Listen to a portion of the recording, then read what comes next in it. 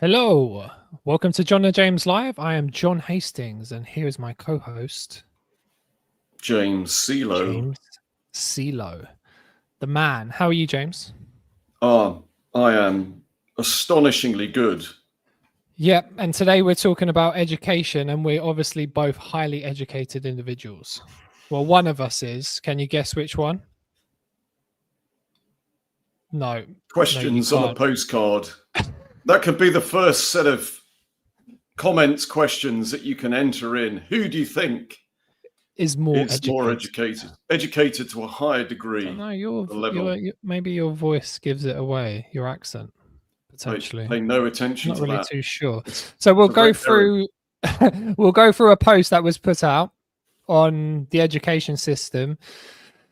Things are changing rapidly in the world, aren't they, with AI, James? And we're sort of navigating the future now that this technological revolution is taking hold.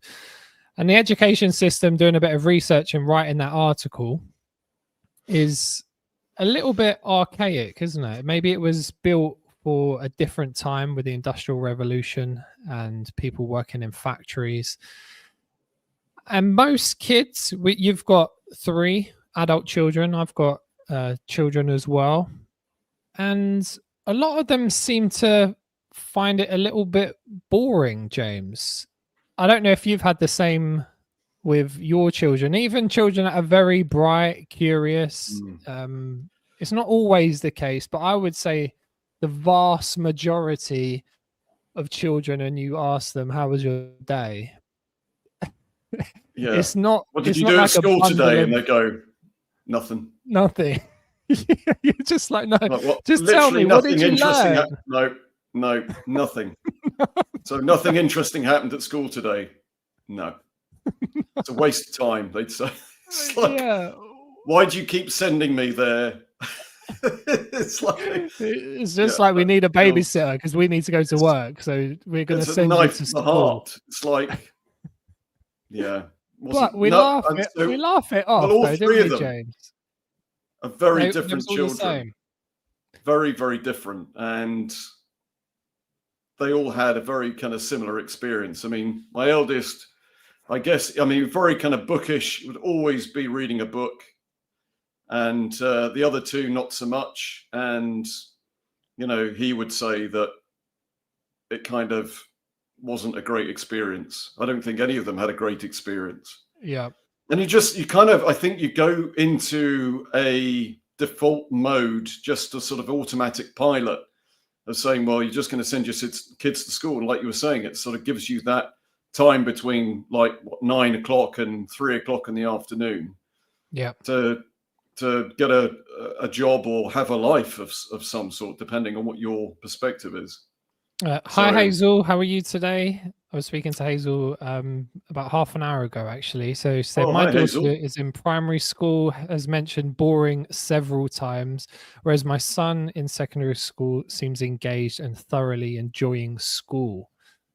Fabulous. Which is great, isn't it? To be honest, that's what you want to hear, that your kids really enjoy in school. And it is a mixed bag with school, because for me, I enjoyed school, James, because of my peer group, and I was relatively, I would say, academic. So I didn't find it that difficult. I was definitely somebody with a good short-term memory. So it wasn't like I was stressing in terms of passing the exams. And then if you're good at sport as well, you sort of got an easy ride in terms of, bullying, and I never experienced bullying or anything like that. So it was I would stay at school for, extra curriculum activities, because I loved it. I could be there for hours afterwards playing tennis, especially like in secondary school. But your experience was different, James, because you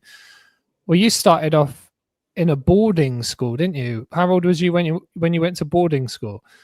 So I was 6, but we started off at pre-prep from 4 till 5, or 4 till 6, and then 6 you go up into the kind of the next level. And weekly boarded from the age of 6 until the age of 9 or 10, and then had a year at home as a day boy, and then from the age of 11 boarded until the age of 18.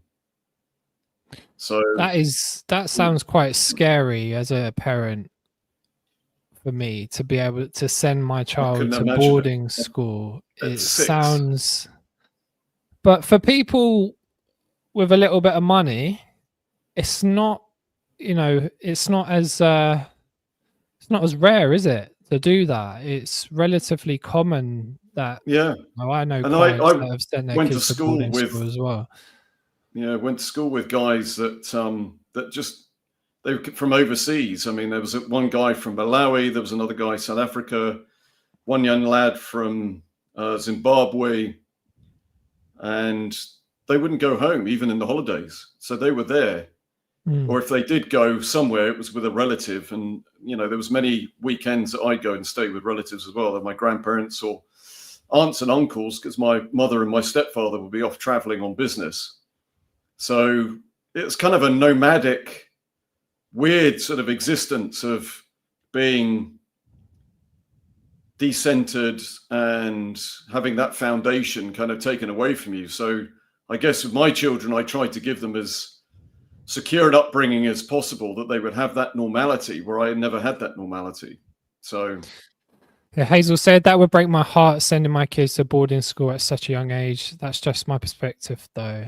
Yeah, for me as well, I would. Oh man, my daughter, sending her. It was bad enough, to be honest. When my daughter was like 6 months, we took her to like nursery because we both had to go back to work at that point, because there was a work situation that we sort of made the decision that would be the path forwards at that specific time. But to hand your 6 month older to a nursery, 6 month old baby over to a nursery, was just it's heartbreaking, isn't it? And it's and I suppose the school system at the moment for a lot of parents, it is about this. It may be in some respects it's a little bit of a babysitter as well, isn't it, James, in this economic standing at the moment, because people have to go to work. I don't know, I think it's up until about 4, isn't it, where you 4 or 4.5 maybe, when kids start to go to school for free.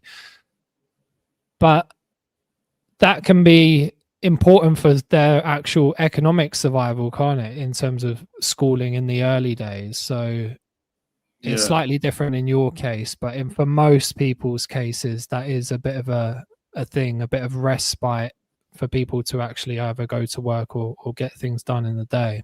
Yeah. And on that point, actually, sort of starting school, Nordic countries are starting later. So I think at 7 years old, I think they start formal education. So prior to that, it's very much, I believe, based around play and exploration, as opposed to formalized teaching. So, they don't really start traditional school as such until about the age of 7, I believe. So I have been told that may be different, but such a weird thing to do, isn't it? To send your kid off into this environment with a bunch of strangers when they're so young. We're probably more ancestrally tribal, aren't we, where you would learn from your tribe and be safe in your tribe, and then you're sort of just taking your kid and saying, there you go, with some adult, you don't, obviously you get to know them, but they're not part of your loving tribe, are they?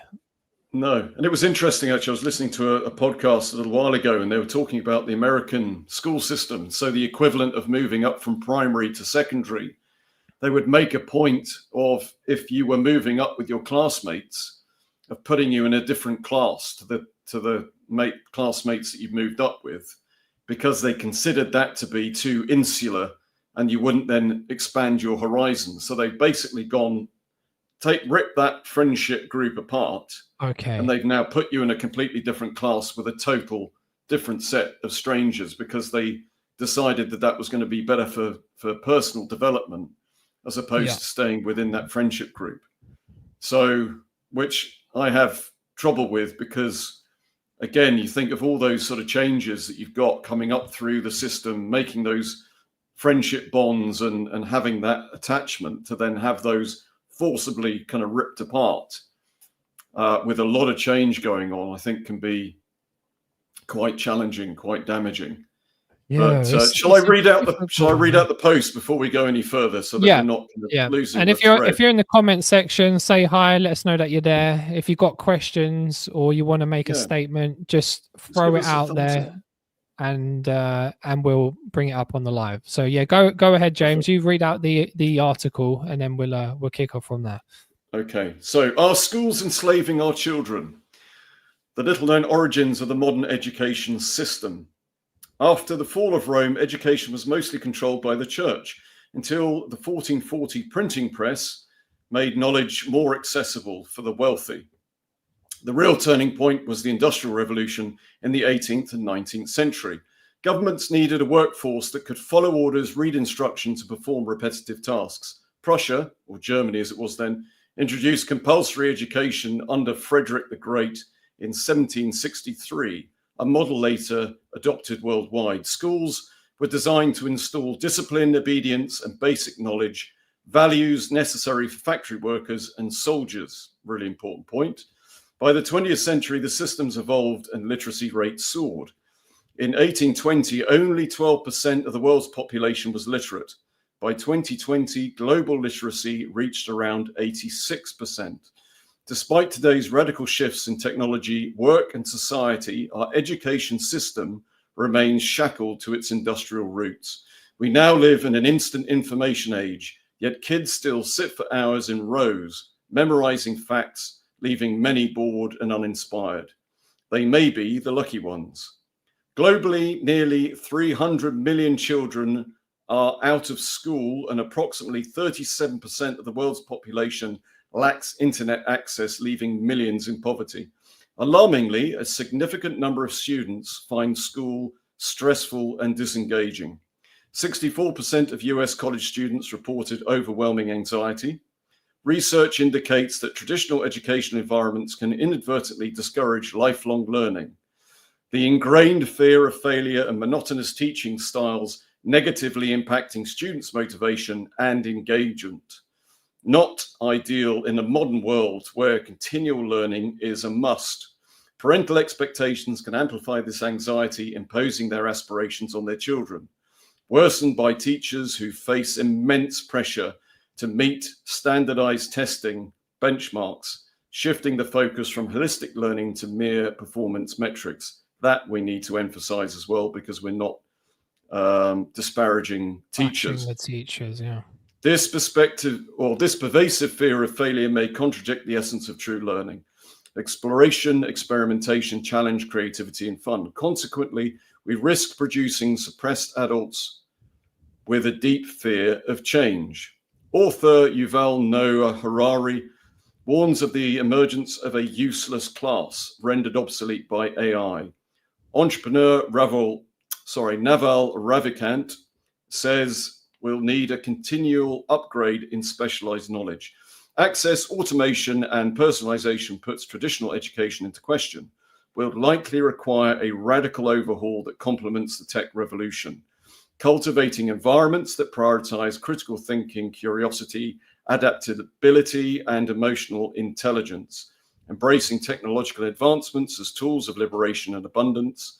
And reconnecting with ourselves and nature whilst redefining progress? Or will we continue to force our children down an outdated path, leaving them damaged and ill-prepared for a fast-changing future? There we go. Thanks, James. So I think it's, first of all, good to say we're not bashing teachers. No, teachers have a hard job. There's a framework set up. They're under a lot of pressure. And a lot of teachers have DM'd me to say, since COVID, they've got this sort of thing that everybody's behind. So it's pressure to catch up, they're saying in the DMs of teachers in America and in the UK, saying they are under a lot of pressure. They feel like they're behind. They've got new targets to meet. And it's rarely about what they want to teach or how they want to teach it. It's really about a lot of metrics. So yeah, go ahead with those. you want to read this one out? We got I will read that Hazel one, yes. first on this one. That would be done on that one.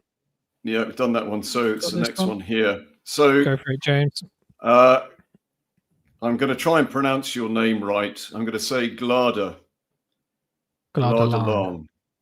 I notice how different school is for my son's generation compared with mine in the 1980s and early 90s.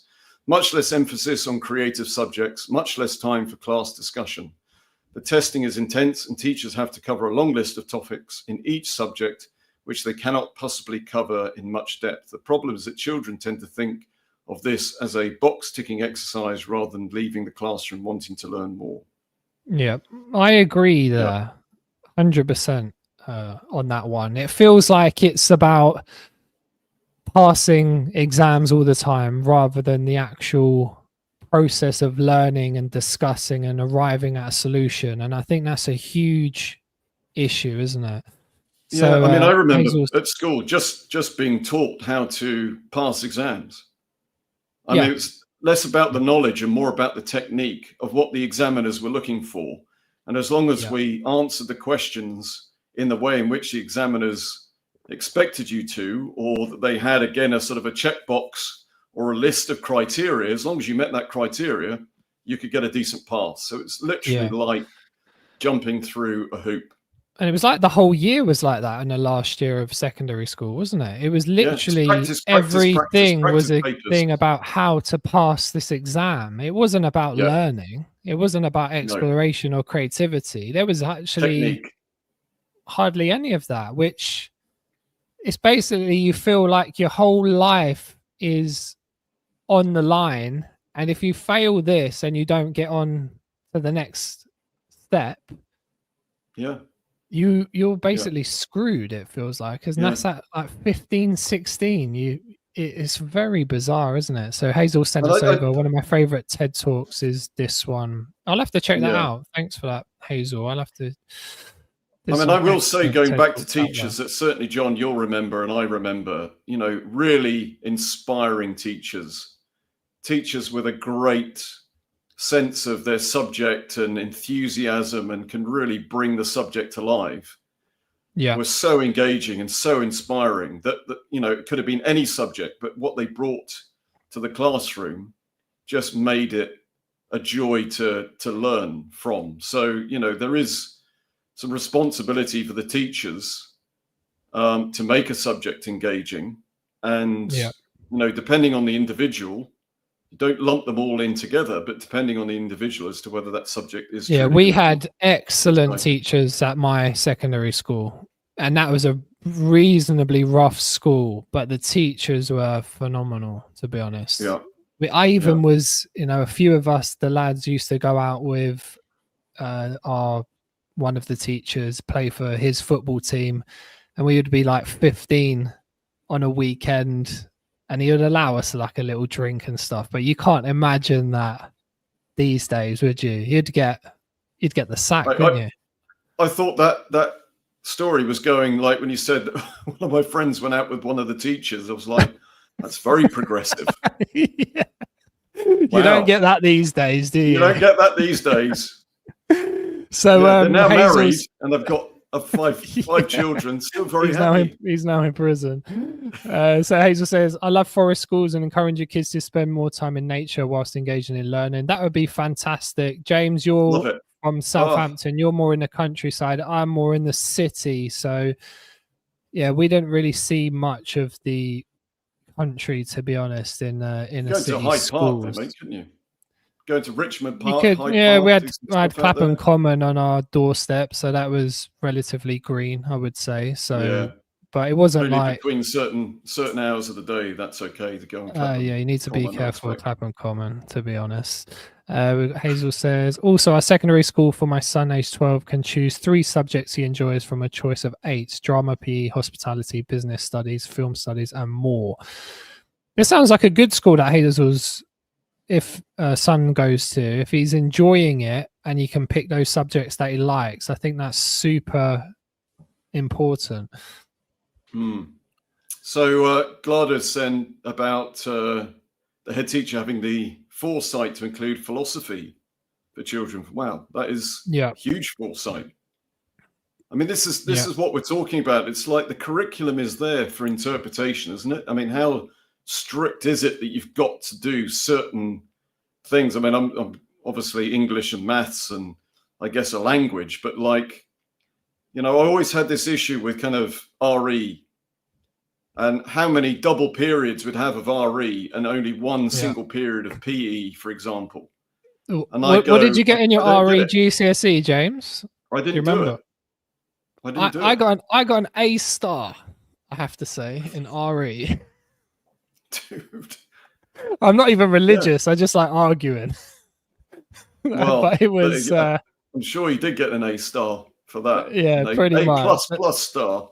Yeah, I was quite happy with that. It was quite good. Yeah. And so Garda says at my son's primary school, the head teacher had the foresight to include philosophy. Yeah, this is just what you was talking about, isn't it? Here. Yeah. So I agree, Garda. These type of subjects, you know, what we're thinking about in terms of the early years, you know, it's probably not. It wouldn't be a bad thing if people could have a bit more time to spend with their children by choice in the earlier years. Some people want their kids to go to school at 4.5. They want some respite for a few hours. It can be quite useful for a lot of people. It gets them integrated with other kids. There's a bit more community. If they do make friends and things like that, it can be fantastic. And we 100%. All need to learn our baseline, English, simple maths type of thing, don't we? Just so you can read books and become illiterate. It's just when it gets to secondary school, it gets a little bit more. Well, I put a comment on your post about anybody have got any thoughts on home education or homeschooling. And I think there were a couple that kind of messaged, but I thought possibly there'd be more because, again, it's quite sort of polarizing, isn't it? That you think, well, actually, the child's going to potentially get better education. It's, you have a vested interest, certainly a smaller classroom, one-to-one tuition, but then are they missing out on the social interaction?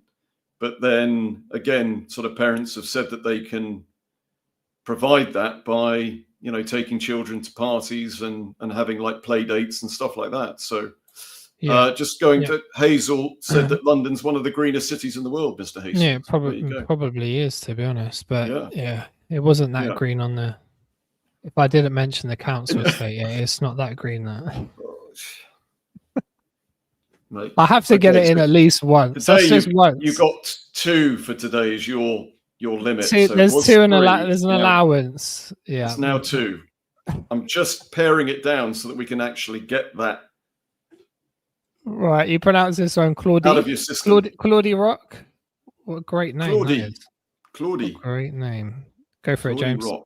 Love it. Okay, so the education system often takes a one-size-fits-all approach, which doesn't work for every child. Some kids thrive with visual aids, other needs hands-on learning, and then can absorb information best through listening. Exactly right.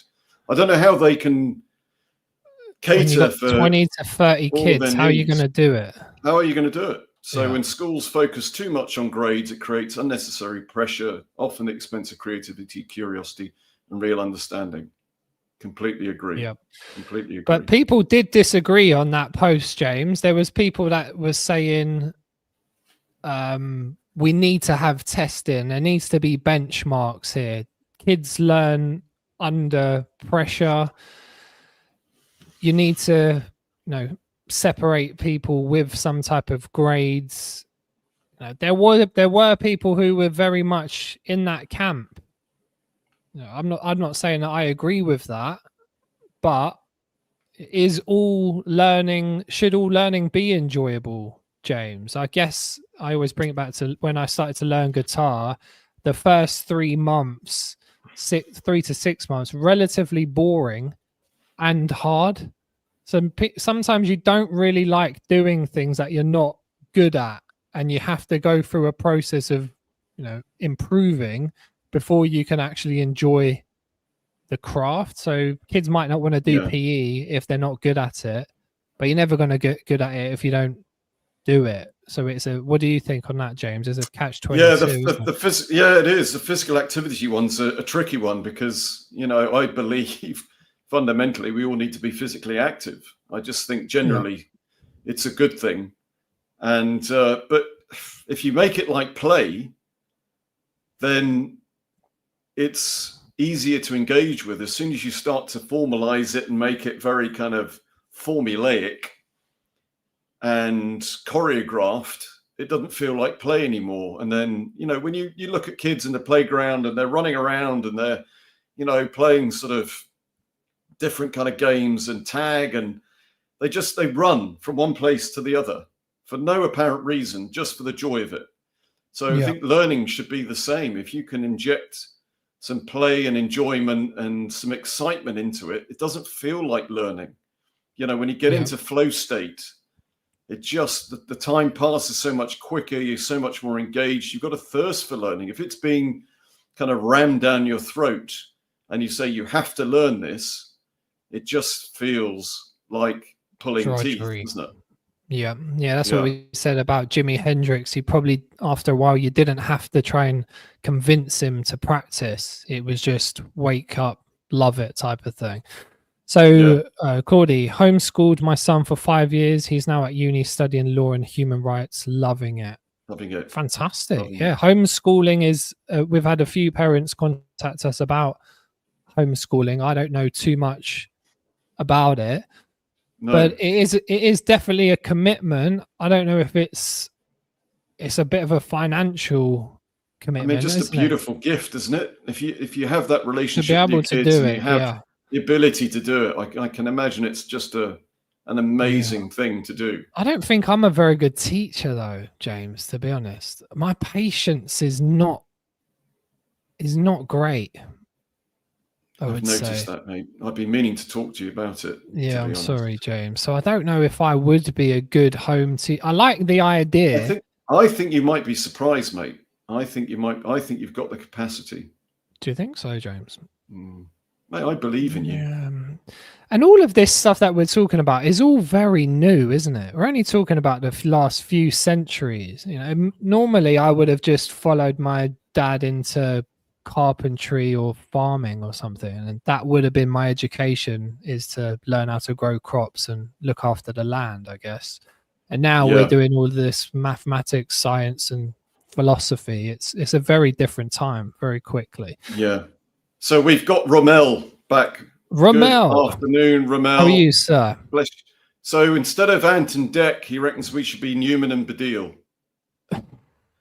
I take that. Who do you want to be, Newman or Baddiel? To be honest, I'm too young to understand who those people are. Is it David Baddiel? Yeah? Yeah. I've just got it. I don't know who Newman is. You need to go back through the archives, mate. Say to Rommel, I'm way too young for you and James's jokes. Way too young. Too damn attractive and young. Just can't remember the exact context of this from last week. We've got a new one from Paveen Andrews. I lived in Canada and homeschooling is definitely a thing. Many of my friends, neurodivergent kids, were homeschooled. The good thing is that EPSB continued to work with the parents and children. They also arranged field trips and activities so kids could socialize. This was Edmonton, Alberta, Canada. That's a good point about the homeschooling. That I like the concept. If you've got like a community that's close around you, because otherwise maybe the kids can feel like they're missing out on the social thing. And like you said, with the change part, sometimes building some type of resilience, James, is not always a bad thing, is it? Putting yourself in difficult situations. Sometimes the kid can become quite resilient. It's not always a trauma thing. I'm going to go a little bit kind of into my biohacking persona of this process called hormesis. And hormesis is just a little bit of a stressor that gets you out of your comfort zone. So it could be exposure to cold or to heat, like sort of sauna use or cold plunge, or through exercise, getting that heart rate up. So good stress as opposed to bad stress, as in like working all the time, go, go, go, go, go, that kind of stress isn't entirely good. But a little bit of good stress can make you stronger. Yeah. So if you're exposed to that in a controlled way, then for sure it can improve. So a little bit of adversity goes a long way. I think so, James. But I think with the adversity, it just came to me. I thought to myself, okay, it's okay giving the kid adversity at school, you test them. But what if there's not a lot of stability at home? Like for you and I, there wasn't a lot of stability at home. My mum, went through a very abusive relationship with my dad. She left him when I was 5. It was, violence. That's what I was witnessing when I was young. You throw that kid then into school, they haven't got potentially the tools. And nowadays, 50% of marriages end in divorce. There's fractured relationships at different stages of children's lives. And that can be very hard if you're changing things up at school, testing them. It's okay to say if you've got very stable home life, and then you're testing the child, that's fine. They've got the capacity to go out into the world and thrive. But if there isn't a lot of stability and your parents are stressed, then I guess it can be quite hard for people, James, on that side. So Hazel says, play so important. There is now park play like Park Run to encourage families to play outdoors more. As we know, kids now spend far too much time instead of outdoors. Yeah, we did a post on that, Hazel, on screen time recently. I've just did a poll on the screen time as well, because it's crazy now, isn't it? 20 years into the internet, say 15, 20 into social media, and it's a real hook. There's a lot of people spending way over 10 hours a day on screens instead of going outside. It's colder weather in the UK. I know as soon as I go abroad into the Med, or I spend time in the Middle East, everybody's outside. All the old people outside playing chess. Yeah, playing chess. Just sitting, talking. We're an inside culture. Old people sit inside, don't they? They watch TV. So it is something that we need to overcome on that one. Got to jump off. Okay, buddy, you take care. Just jumped off. Yeah. Paveen, John, following on in your father's footsteps used to be a practical thing, but in truth, it gave you a trade, and having a degree is not the end all. Yeah, the be all and the end all. Yeah. Intelligence is shown in many ways, and unfortunately, many of those kids that would have done well in a practical education don't always do well in theory-based and written-based world. I agree. That's why I think apprenticeships and things like that could be massively important going forwards, especially because the world is changing so much with AI. As long as you get your baseline, you can read, you can write, you understand some basic principles, then I don't see anything wrong with definitely encouraging more apprenticeships. I think in terms of practical things as well, James. I think to that point as well, is we've got to sort of redefine what intelligence is. 100%, because you've got, if we're just doing it purely on academic performance, and, we tend to say, well, they're intelligent because they perform well at school. Bye, Claudie. Thank you for joining. Take care. Thank you for joining. That there's EQ, there's emotional, quotient, the emotional intelligence side, yeah. The IQ being intelligence quotient, and then emotional quotient. So you've got emotional intelligence, but also, like practical skills, and, people are so diverse, and how do they, recognize the fact that you can be creative in a particular way, or your just learning style is different, and you can outperform anybody in a certain aspect that somebody else will struggle, but you've excelled.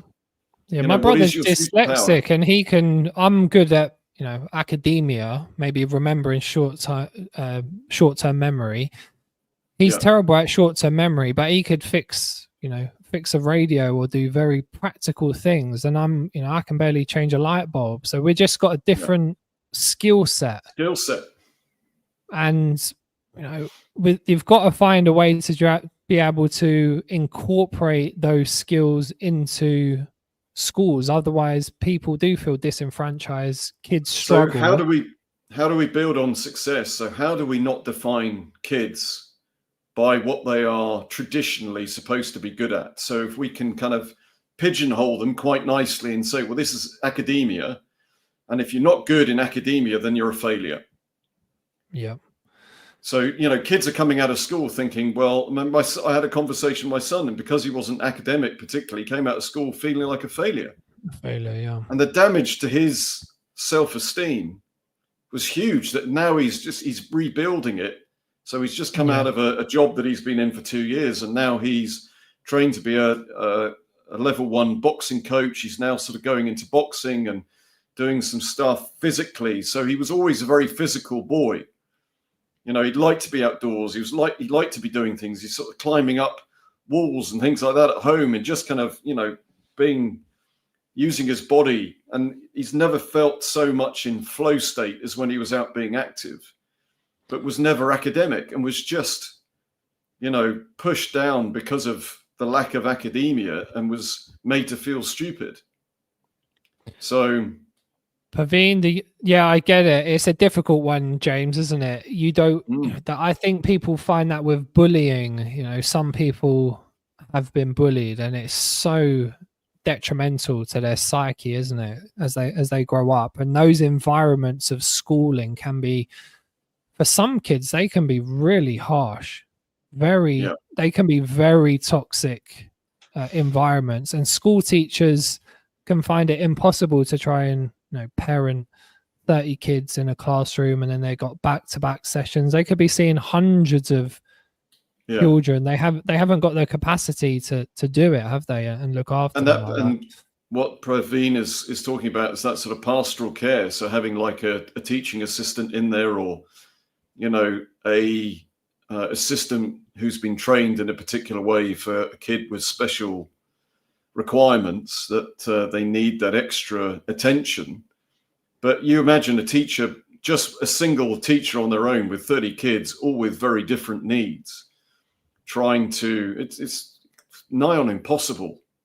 It's difficult, isn't it? Yeah, Hazel said, agreed. I'm not academic, and when you are scored out of the classroom 10/30, etc., comparisonitis is real. 100%. You're comparing yourself. It could be apples and oranges. You might be a good singer, somebody might be good at maths, and one's valued higher than another, and you can come out. So what would we do to get over that, James? What can schools do? I would say you got to give people more options to experiment, to see what they're good at. So they got to try different things, haven't they? You're not going to know until you try and get a flavor. Well, with the advent of AI, going back into the advent of AI, there must be a way in which, kids can do some form of test that will then be assessed to show where their strengths and weaknesses are.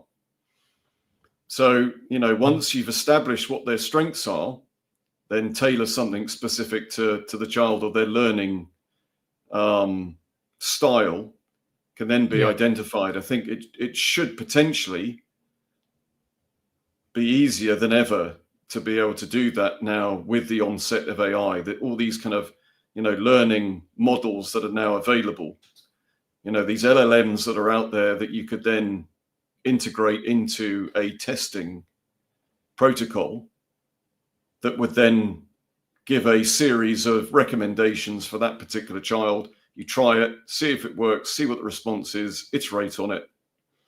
Yeah, you're right, James. I think the AI side can make things a lot more personable to each child, can't it? You can pull out the strengths, the things that they like, and you could probably be able to be more thorough in going down the direction they want to go in. So Hazel says, thankfully, schools are much better at picking up the bullying and mental health challenges. This didn't happen 30 plus years ago. Yeah, I agree, Hazel.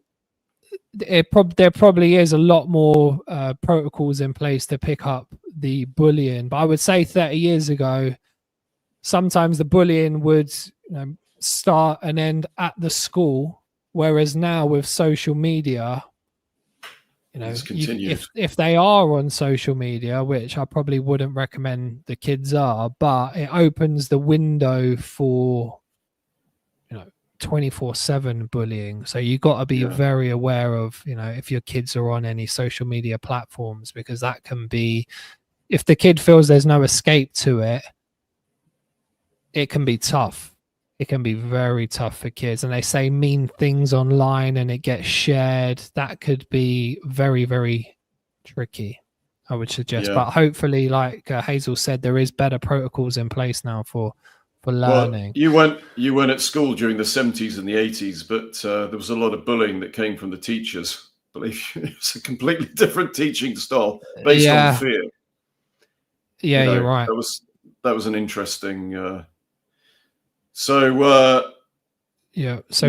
Hazel's put up a series of that one there. So this one here, see the brilliance in the individual, draw out what they are great at, not purely ones that are valued like maths and English. Absolutely. So this is what we're saying. At the end of the day, it's like, how do you identify what your strengths are, what you're good at? I mean, I was never particularly good at maths. My brain doesn't particularly work in that respect. I know that that's something to work on. And again, it's that thing that you tell yourself. It's like, well, if I tell myself I'm bad at maths, then it's self-perpetuating. I will be. But it's something I found a challenge. But there you go. So what do we do, James, in terms of the future now? So for you guys out there, start thinking about the next 5-10 years in the education space with the onset of AI. So I'm just assuming you guys have used ChatGPT or other like Microsoft Edge or any LLM system, and you can realize how good this thing is. It's incredible. You can ask it any question. It comes back with amazing results. You can talk to the thing. And this is just getting better and better and better. And it's 100% we're going to have personal tutors that will be programmed to be the world's best educator. Won't we, James? I think that's just an inevitability. It's thinking about what it is now. Answers for you. Within seconds. It will not only be the world's best educator, but whatever you're learning, it could probably do it better itself. So then where does humans come into this learning equation? As an individual, you can tailor it to say, look, this is my learning style. Or let's begin by seeing what my learning style is. So you'll say, right, ChatGPT, design me a test to establish what my learning style is, my most efficient learning style. So it will establish that. And then you go, right, okay, this is a subject I want to learn. This is a time frame that I want to learn it in. This is how many hours a day I've got to spend learning it. Create a program for me over the next 6 weeks or however long it is, so that I can then become proficient in this particular subject. And I'll go, okay. Here we go. And make this as fun as possible that aligns with my personality. Make it as fun, as engaging as possible. Make it lighthearted. Make it engaging. Do whatever you want 100%. 100%. And then you can say, well, actually, that didn't work. So can you make that a little bit more entertaining, a little bit more, insightful, whatever. And it will adjust to absolutely what it is that you need. And then you'll be in this virtual reality world learning, doing whatever you want, but then it will say, okay, what is the outcome of this? What do you want to be? And people might say, okay, I want to be a lawyer and stuff like that. But it would have said, look, we've already automated. Law is something that you can just imagine that's going to be so easily automated out, isn't it? So you've got a contract in the next 5 years, but it could be in the next 10 to 20. You take that contract for whatever that would be. So say, for example, a tenancy agreement, you put it in ChatGPT, you say, here's a tenancy agreement, it's a PDF. I want you to find any loopholes in that tenancy agreement. I want you to see if there's anything that's punitive that I need to know about that could then mean that I'd be in trouble after 3 years, or where the break clauses are, or anything like that, that I can find a loophole, etc., put it into ChatGPT, pumps it out for you. And with that, James, you could just create what they'll have like agents now, and you will say, I just want you to work on my behalf in my best interest. So whatever you think is in my best interest, I don't even want to talk to you and program you. Just do it. And this is what it's going to be. This is what the next AGI agents are going to be. So these things are just be going around the internet working for you. You won't have to type into ChatGPT saying, go back to this person. No. Once you set them up, they will do it for you. So Paveen says, don't you think relying on AI could help us to become lazy? We won't need teachers in 10 years. You'll just be teaching kids how to clean their teeth. I think this is it's a good point, Paveen, because this will be a crisis of meaning for people, this AI revolution, and understanding what the education is for. Maybe the Industrial Revolution, we saw that education was for educating people so they could be obedient to work in factories.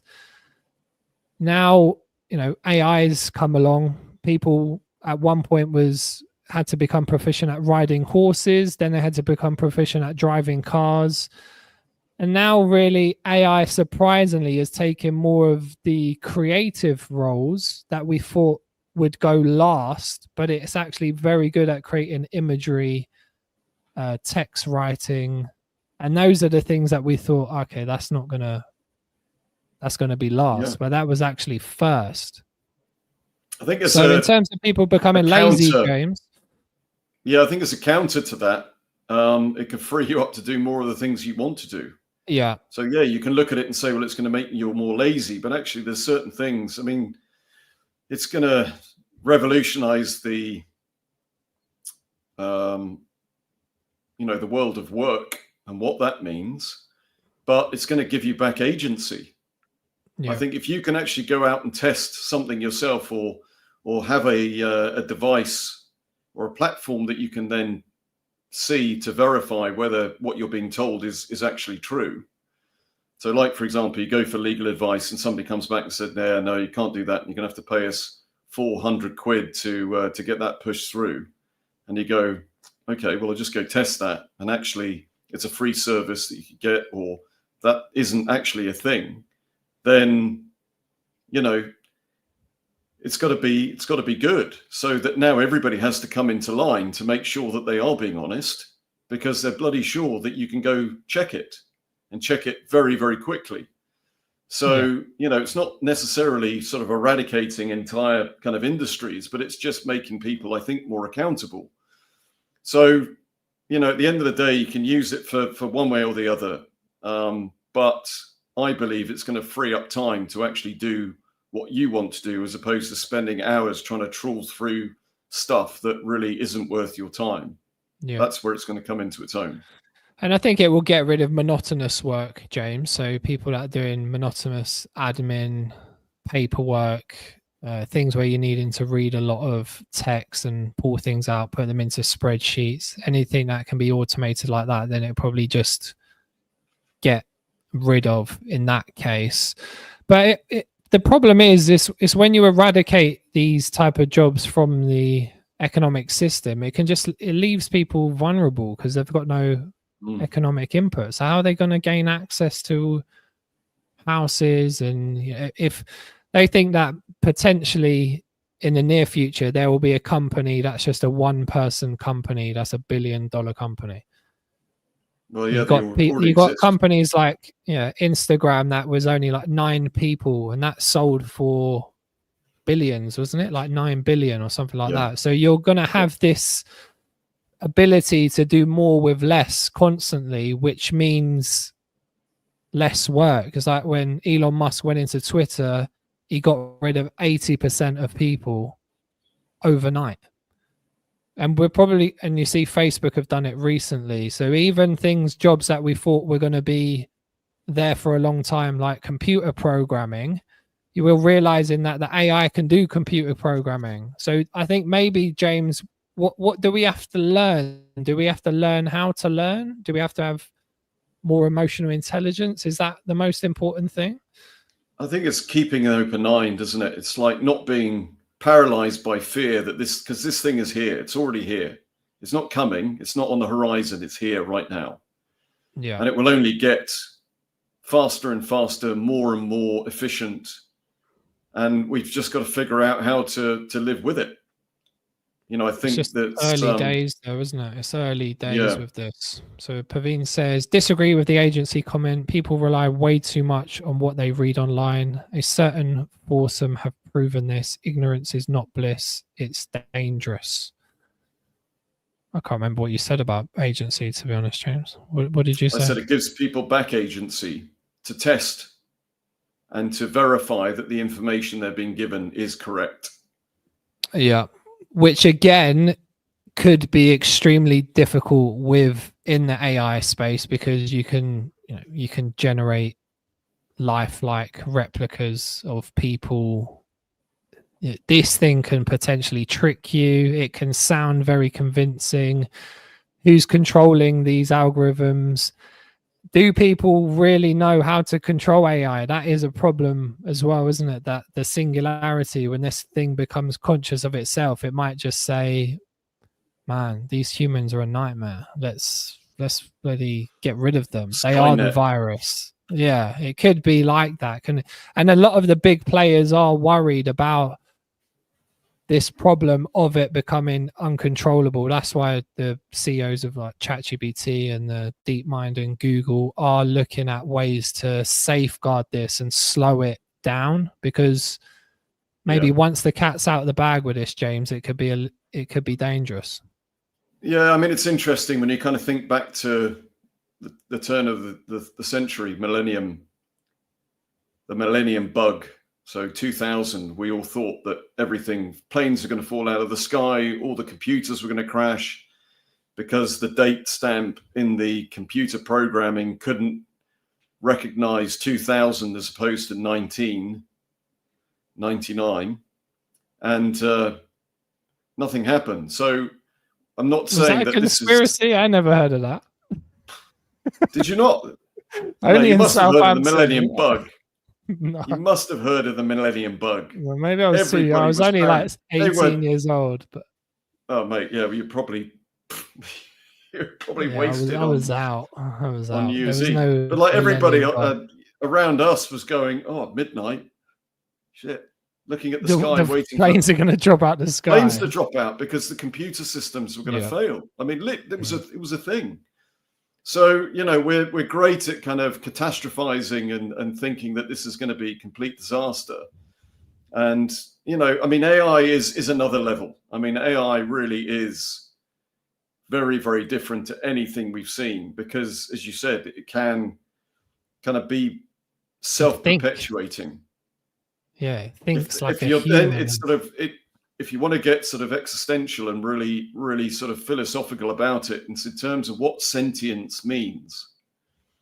So it's freedom of thought. So if you think, well, this is a computer program that can now start to respond to you in a humanistic way, that you can ask it questions, and through the amount of information that it's collated, can start having a conversation with you as if you were talking to another human being. Is that sentience? Yeah. And it's doing it now, James, and it's literally just begun. That's what's scary about it. I don't think people they can't really comprehend the level of change. It's probably similar to the internet. There was plenty of high-level business people in the 90s who said, what is this internet thing? This is rubbish. There's loads of people. It's going to be a fad. Yeah, they it won't last. You can't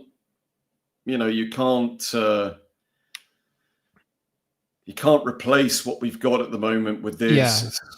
It's who's not going to go to the library? The library's a thing, you know. People like the library, and then they're thinking, people with a computer in their pocket. Really, a computer in their pocket? Yeah. All of these things they would have said, wouldn't they? They would have said, oh, no, people like interacting with other humans. Why are they going to spend, 20 hours on a screen all day? But in 20 very short, rapid years, it's a transformation, isn't it? Yeah. It is an absolute transformation. Hazel says AI is amazing. ChatGPT, Grok, also good AI platforms. Yeah, Grok's. I use Grok quite a lot. I use ChatGPT all the time, wherever I'm putting articles together, doing research. I even tested some marriage counseling with my wife the other day, which was I was blown away by it. It even picked up sarcasm, which is quite scary, isn't it? Wow.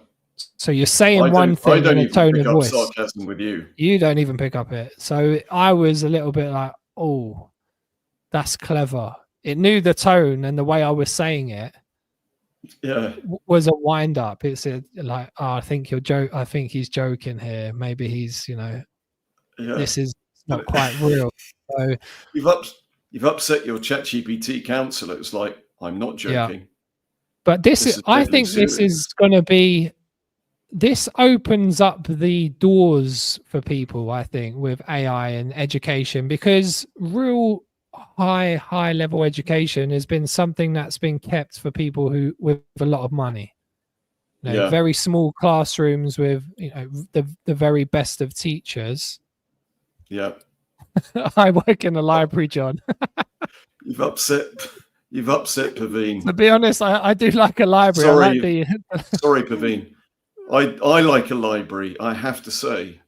I don't know. What's the deal with libraries? Have they been closing down? Or are they as? I think local authorities have closed quite a few down, haven't they? I think they probably have closed quite a few down, but I think the AI revolution, we're so early on, and if kids anywhere can have access to literally the best tutors in the world, then that's going to be incredible. But again, what's it going to do to the foundation of actually work? Is having a job the be all and end all of society? Maybe we need to rethink what jobs are. We need to maybe create some type of infrastructure where they have access to homes, food, education, transport, without the need to do the whole income for labor thing, because I'm not sure that enough jobs are going to be created. Are you, James? And I don't even think it's part of our higher level of being a human, like for the sake of just doing a job for a job's sake. What do you think, James? I think a lot has been deconstructed, and I just think we have to question what we've decided is the normal. Yeah. That we've got to question what it is we've been conditioned to think about work. And I think because it's always been that way, that's how it's going to be going forward. And I think if we continue to think, then we're going to come unstuck in that way. So you've got to look at what's coming and then try and figure out how to best utilize this incredible technology that's there. I mean, you can either just sit in fear of it and decide that there's nothing you can do about it and you're just going to wait for the hammer to drop, or you can go, well, how do we utilize it? Because you can use it every day. You can use it in any way, shape or form that you want to. But it's having I'm not going to say the courage, but it's having the will to try it and see how it can help you. At least look at it, because it's not going away. Because people thought back in the 70s, 80s, James, when the computers were being developed, that there would be a 3-day week by now. Technology would have liberated us. It would have made life easier. But in some respects, it's sort of fueled the consumerism and the whole, I think probably working longer for less with the tech. So is this what's going to happen with AI? Are we just going to be working more, or will the tables turn and we'll eventually liberate ourselves? So libraries are becoming a thing of the past. I was made redundant after 9 months in one secondary school. I love my current job. but is also It's at also at risk. risk. I hear you, Paveen. Yeah, and I think there's something very helpful about reading books in text, about having a pen in your hand and being able to write, isn't there? There's these core skills that generationally can be lost. It's like they say they forgot how to build the pyramids and things like that. Yeah. If it wasn't aliens. But skills can be lost generation to generation, and maybe the future people have no idea how to read or write. Maybe it's a little chip in their brain and it's all downloaded already. It's a very tricky one. But I would say, in general, to summarize, James. Yep. What advice would we give to parents in terms of what they can do with their children? Say they're in secondary school and they're going through the process. What advice would you give to kids nowadays? Advise kids or parents? Because that was two parts. You said, how would you advise parents? Both.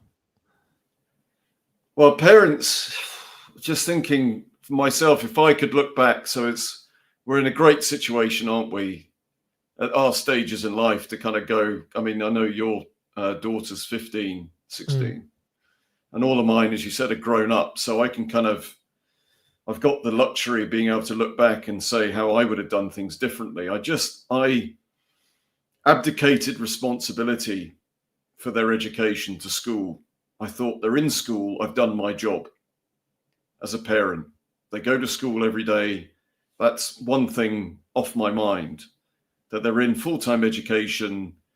I didn't think too much about it. Obviously, I saw them when they came home with the homework that they had to do. Sometimes the homework didn't make sense because my daughter was telling me they hadn't done anything about that particular subject on that day. So she just couldn't understand why she would be given homework on it. Didn't understand it, hadn't had any experience. And my mindset at the time was like, well, surely homework is reinforcing what they'd learned during the day. So there was this kind of disconnect between what they were being given in the evening as opposed to what they've been doing during the daytime. But I think I would have probably talked to the children more about it. I would have taken the time to sit with them and discuss what they were going through at school. I know my youngest son was getting bullied. I had no idea, which really upsets me when I think about it. And I would have spoken to them more. I wouldn't have just accepted, yeah, it was all right. I wish I had have, looking back in hindsight, scratched beneath the surface a bit more and taken more of an active part in their education. I think that's a good thing to, that's a good point, being actively involved instead of offsetting the responsibility to the school, isn't it? Actually, either educating them yourself on top of school or being it is difficult, isn't it? If you're a working parent and you've been slugging it all day at school, at work, and you come home and you've got a million things to do, emails, running the house, cooking the dinner, doing the shopping. So I have to forgive myself because, again, it was of a time when it's very different to how it is now in terms of my life. And, acknowledging that, but it's still something that I would, if I'd had my time again with the children at school, that's what I would have probably wanted to do. And for the kids, that in reverse, it's like, talk to your parents, but talk to them in a way that, you can help them to understand the challenges and the difficulties. It all depends on the relationship, both with parents and their kids and kids with their parents. Yeah. No, I think that's a pretty good one, to be honest, James. What would be your perspective? What I would advise parents to do, I like what you've just said there about taking a more active role in the sort of facilitation of the education. I would say, as a parent, maybe just think about leading with demonstration. If you're somebody who reads a book and they watch you and you're reading a book, or you're sitting there watching Love Island and you're eating not so good food, I would say that they're observing you. Or it's not what you say, it's what you do. So every touch point of how you act, how you treat people, how you look after your body, how you speak to your wife, how you speak to your husband, I would say be conscious of yourself, because you can tell them one thing, and if you're doing the complete opposite, you are probably the biggest teacher for them. So I would just say be consciously aware of your own behaviors and what important role you play. And then for children, I would give them context about, what education is, and encourage them to explore their interests. And then I would take the pressure off. For my daughter, I just say, look, once you're in the exam, you can just only do your best, and it will be what it can be. As long as you try, you work, you apply yourself. But it's not the end of the world. It's never the end of the world if something doesn't go the way you want it. It's okay to fail. And I like to give her the feeling that failure is progress, and there's always something else that you can do. So not putting the pressure. I would love to see, in terms of the curriculum, I know we've mentioned this before, but I would love to see, much more sort of practical life lessons. Take care, Hazel, quickly, James. I'm going to jump. Thanks for the interesting conversation about our education system. AI can never replace human interaction. After all, our core needs are safety, belonging, and dignity. Interesting. I do. Yeah, I don't know, Hazel. Yeah. I'm not sure. I'm on the fence still on this one. Yeah. Then we've got is this Ramel still? The problem is that the majority of their influence comes from the internet and not their parents, John. That's the basis of the problem. So it again comes down to the relationship the parents have with their kids, isn't it? If they're needing to get that information from elsewhere because it's not forthcoming from the parents, because there's not that discourse, there's not that interaction, then, I do.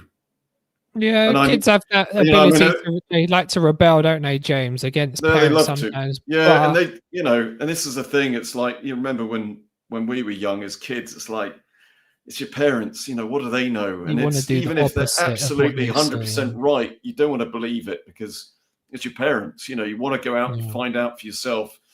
It's this interesting analogy of having a kind of the swimming pool, and that's what your parents represent. You want your independence. You want to swim into the center of the pool and not be held onto and have the freedom to do that. But your parents kind of represent the sides of the pool that when you need them, when you get tired, you can then swim to the side and they're there to support you. So it's at different times in their life, you're going to mean different things to the child. Yeah. But I think as long as they know that you are there, and have that level of consistency that you can. But just going back to, again, the curriculum, I think having something that's more practical, that's going to stand them in good stead for, getting a job, for navigating financial, issues with credit cards and life paying skills, back debt, interest, all that sort of thing, life skills.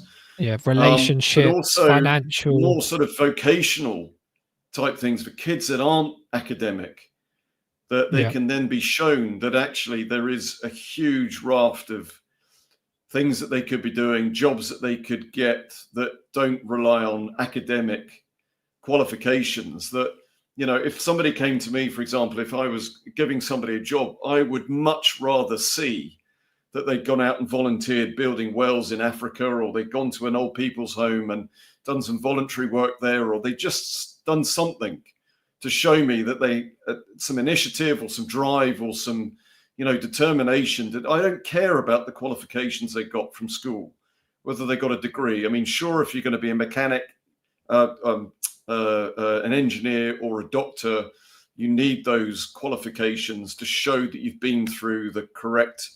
But if somebody came to me to do a particular job, I'd much rather see that they'd shown some initiative in other areas, that they've gone and done some voluntary work or something to do with the industry that I was in than purely on whether they had a degree or whether they had 10 GCSEs and 3 A levels. Yeah. Yeah. And maybe that's something that parents can do at home to fill in the gaps in terms of the life skills, James, whether it's, learning yourself about relationships, learning about personal development yourself, then teaching your children that. 100%. I think we're going to have to take some responsibility in doing it, because times are changing fast, James, and we need to roll with the times. But thanks everybody for the conversation. Anybody got any questions? Last questions, put a thumb up if you have, and we'll wait for 1 minute. But if there's no questions, have you got a question, James? No. It's a huge topic, isn't it? This education. It is huge, and I think it will change a lot within the next 10, cover it in an hour. Years. We're not going to cover it in an hour, but thank you for joining, everybody, and we'll answer any of the questions that we've missed in the comment section. And thank you, everybody. You take care, and we will carry this conversation over into the coming months as things develop. So yeah, you take care of yourself. Thanks, James, and we'll see you all soon. Thank you, mate. Take care. Bye-bye. Have a great day. Bye.